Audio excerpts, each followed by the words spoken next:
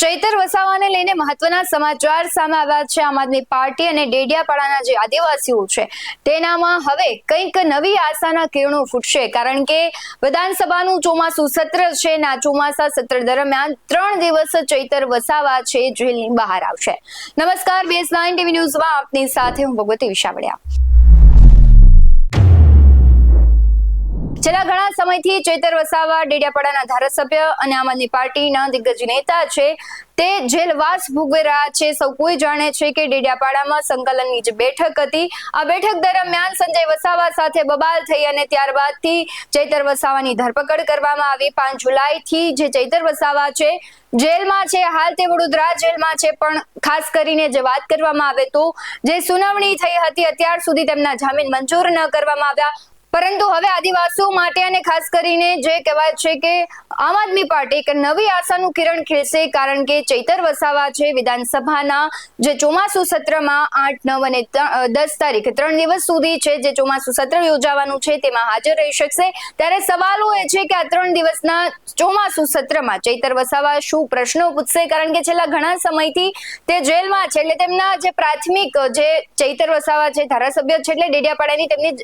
જવાબદારી આવે કે ડેડિયાપાડામાં શું ચાલી રહ્યું છે, પરંતુ તે તો ઘણા સમયથી જેલવાસ ભોગવી રહ્યા છે। ડેડિયાપાડા છે ધારાસભ્ય વિહોણું થઈ ગયું છે, ત્યાં અનેક પ્રશ્નો છે, પરંતુ એ પ્રશ્નોની રજૂઆત કરશે કોણ તે એક સવાલ હતો। અને હવે છે 3 દિવસનું જે વિધાનસભાનું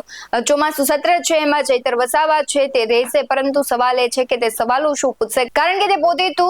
જેલમાં બંધ છે, એટલે ડેડિયાપાડાના જે પ્રાથમિક પ્રશ્નો છે શું તેમની એમને ખબર હશે કે નહીં, અનેક સવાલો છે, પરંતુ સૌથી મહત્વનું રહેશે કે આ 3 દિવસ દરમિયાન તેઓ શું સવાલ કરશે, તે બોલશે કે નહીં। અને ખાસ કરીને વાત કરવામાં આવે તો તેમને જે કોર્ટે જામીન મંજૂર કર્યા છે ને 3 દિવસ છે તે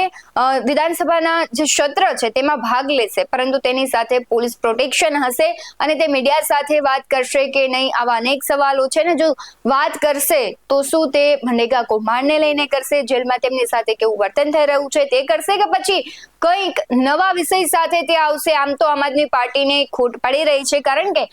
ચૈતર વસાવા એ ખૂબ સારા એવા અને કહેવાય છે કે જે પ્રમાણે વિસાવદરમાં ધારાસભ્ય ગોપાલ ઇટાલિયા કામ કરી રહ્યા છે તે મહત્વના છે, તેટલા જ આમ આદમી પાર્ટી માટે પણ જે કહેવાય છે કે ધારાસભ્ય ડેડિયાપાડાના છે ને એ વિસ્તારના આદિવાસીઓ માટે પણ તે ખૂબ મહત્વના છે। આમ તો ઘણી વખત આપણે ચર્ચાઓ કરી છે કે સંજય વસાવાએ કહ્યું હતું કે જો ચૈતર વસાવા જાહેરમાં માફી માંગશે તો તે ફરિયાદ પાછી ખેંચશે, પરંતુ ચૈતર વસાવાએ ના પાડી હતી કે હું જાહેરમાં માફી નહીં માંગુ।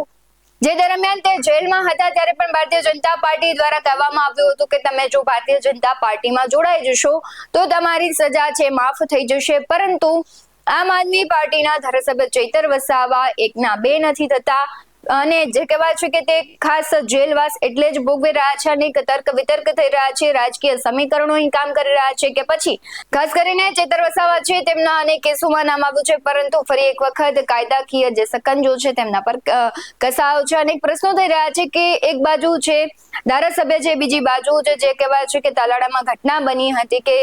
અનેક સવાલો અહીંયા થઈ રહ્યા છે, કારણ કે એક બાજુ તાલાડામાં જે દેવાયત ખવડવાળી ઘટના બની તો એમને સાંજે જ જામીન પર મુક્ત કરી દેવામાં આવ્યા, પરંતુ બીજી જ વખત જે ચૈતર વસાવા છે તેમણે પણ એ જ સેમ જ ગુનો કર્યો હતો, પરંતુ તેમને હજુ સુધી બહાર આવવાનો મોકો નથી મળ્યો, કે પછી કોઈ તેમને આવવા નથી દઈ રહ્યું। આખું ષડયંત્ર છે કે શું છે, અનેક સવાલો થઈ રહ્યા છે। ત્યારે તમને શું લાગી રહ્યું છે, શું ચૈતર વસાવા વિધાનસભાના જે સત્રમાં બહાર આવશે તો કયા પ્રકારની આખી ઘટના થશે, કયું આખું વાતાવરણ સર્જાશે, શું રાજકીય ગરમાવો વધશે કે નહીં, કયા પ્રકારના પ્રશ્નો કરશે, કમેન્ટ બોક્સમાં જરૂરથી જણાવજો। આવા જ વધુ અહેવાલો સાથે ફરી મળતા રહીશું। તમે અમારી YouTube ચેનલને સબસ્ક્રાઇબ કરવાનું, અમને Facebook અને Instagram પર ફોલો કરવાનું ભૂલશો નહીં। બાકી અમને અપડેટ્સ મેળવવા માટે જોતા રહો BS9 ટીવી ન્યૂઝ। નમસ્કાર।